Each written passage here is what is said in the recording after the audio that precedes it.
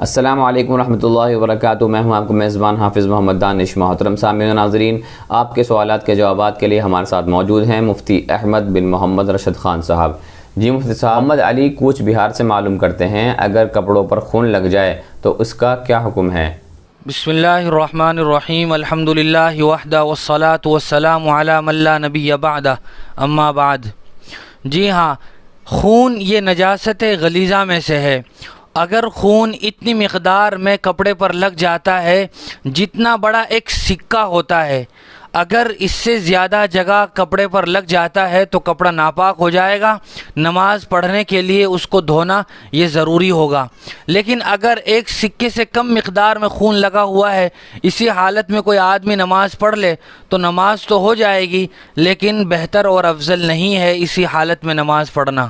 مان نسیم صاحب comment box میں معلوم کرتے ہیں عشرہ مبشرہ کون سے ہیں اور ان کے نام کیا ہیں؟ عشرہ مبشرہ ان 10 صحابہ کو کہا جاتا ہے کہ جن کے جنتی ہونے کی خوشخبری اور بشارت رسول اکرم صلی اللہ علیہ وسلم نے ان کو زندگی ہی میں دے دی تھی۔ ان 10 صحابہ کے نام یہ ہیں: حضرت ابو بکر، حضرت عمر فاروق، حضرت عثمان غنی، حضرت علی مرتضی، حضرت طلحہ، حضرت زبیر، حضرت عبد الرحمن ابن عوف، حضرت سعد ابن ابی وقاص، حضرت سعید ابن زید اور حضرت ابو عبیدۃ بن الجراح رضی اللہ تعالی عنہم۔ سلمان صاحب کامنٹ باکس میں معلوم کرتے ہیں کیا آکٹوپس کھانا حلال ہے یا نہیں؟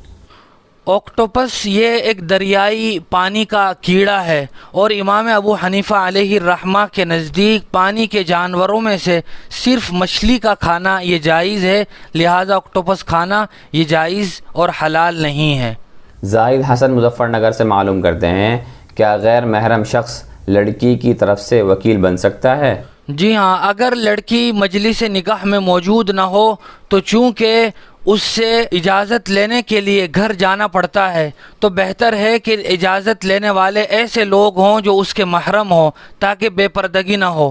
لیکن اگر خاتون عورت کسی غیر محرم کو بھی اپنا وکیل بنا دے اور مجلس نکاح میں وہ اس لڑکی کی طرف سے نکاح کی وکالت کر لے تو یہ نکاح درست ہو جائے گا۔ توصیف عالم معلوم کرتے ہیں عقیقہ کا کیا طریقہ ہے اور عقیقہ کرنا ضروری ہے یا نہیں؟ کسی کو جب اللہ تبارک و تعالی اولاد کی عظیم نعمت سے نوازیں تو شکرانے کے طور پر 7ویں، 14ویں یا 21ویں دن عقیقہ کرنا یہ مستحب ہے۔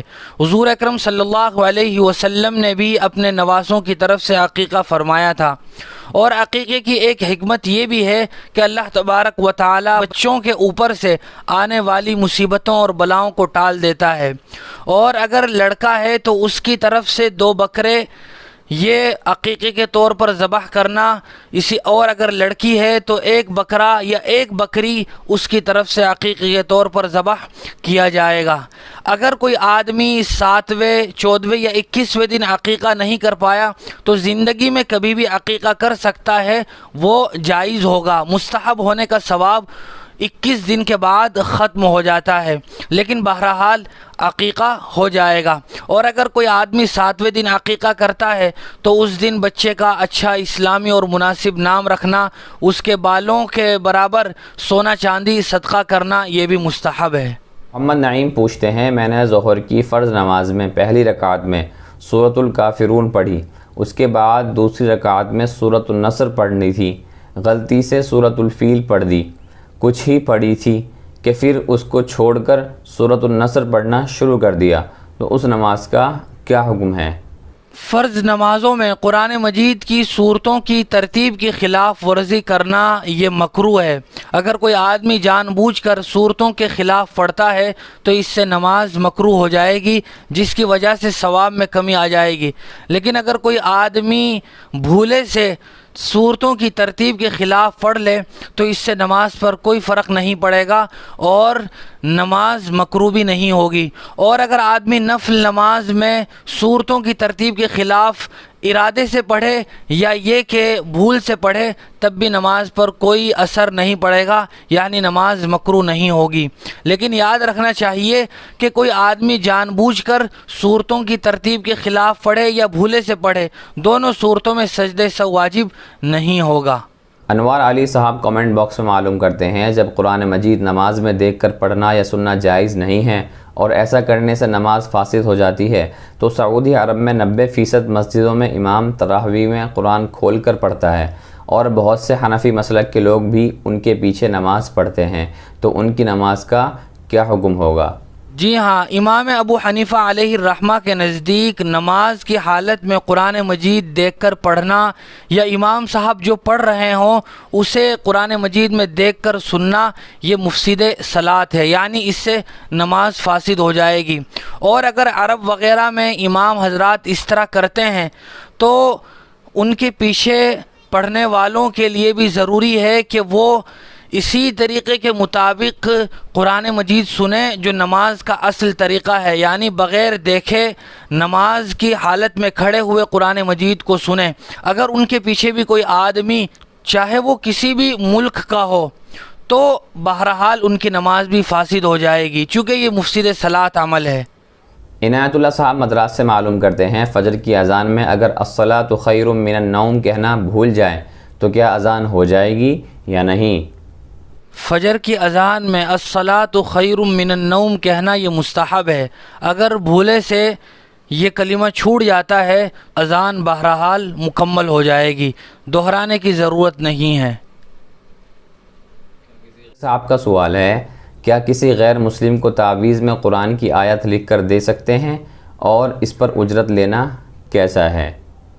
جی ہاں، غیر مسلم کو بھی ایسا تعویذ لکھ کر دے سکتے ہیں جس میں قرآنی آیات لکھی ہوئی ہوں، لیکن دیتے ہوئے ان کو متنبہ کر دیا جائے کہ اس میں قرآن مجید کی آیتیں ہیں جن کا اکرام کرنا، ادب کرنا یہ ضروری ہے۔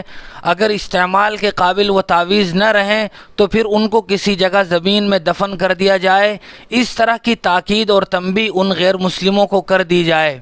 اور اگر ان کے بارے میں یہ اندیشہ ہے کہ وہ قرآن مجید کی ان آیات کی بے ادبی کریں گے، ادھر ادھر گندگی میں ڈال دیں گے، تو پھر ایسے غیر مسلموں کو قرآن مجید کی لکھی ہوئی آیات والا تعویذ دینا یہ صحیح نہیں ہے، اور تعویذ پر تعویذ لکھنے والا اپنی مناسب اجرت بھی لے تو وہ بالکل لے سکتا ہے۔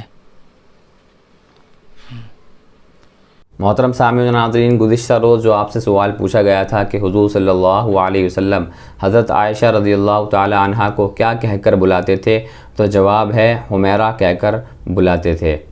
ہمارے کافی دوستوں نے اور ساتھیوں نے اپنا صحیح جواب ہمارے کمنٹ باکس میں لکھا ہے، جنہوں نے صحیح جواب دیا ہے ان کے نام آپ کے سامنے پیش ہیں۔ قاری محمد ابصار بیگ جالون، فریدہ بیگم گلبرگہ، محمد آزاد باغپتی، سہیل خان پاشا مہاراشٹر، معاذ بن محمد رشد، عنایت اللہ مدراسی، ابراہیم باغبان، آصف خان، معین الاسلام بن مولانا دلاور ارریابی، محمد افتخار، سعود عالم ناگلوئی، شبیر احمد عرفانی، فرحین عبداللہ لونی غازی آباد، مجیب الرحمان سپول بہار، محمد علی بنگال، ارشد علی بٹلہ ہاؤس، محمد سلمان، مولانا نسیم اختر، شبیر احمد بیلم صورت، محمد شمشاد، محمد شاہد کڑی گجرات۔ اور آج کا سوال آپ کے لیے یہ ہے کہ حضور صلی اللہ علیہ وسلم نے حضرت خدیجہ رضی اللہ تعالی عنہا سے کتنے سال کی عمر میں نکاح فرمایا تھا؟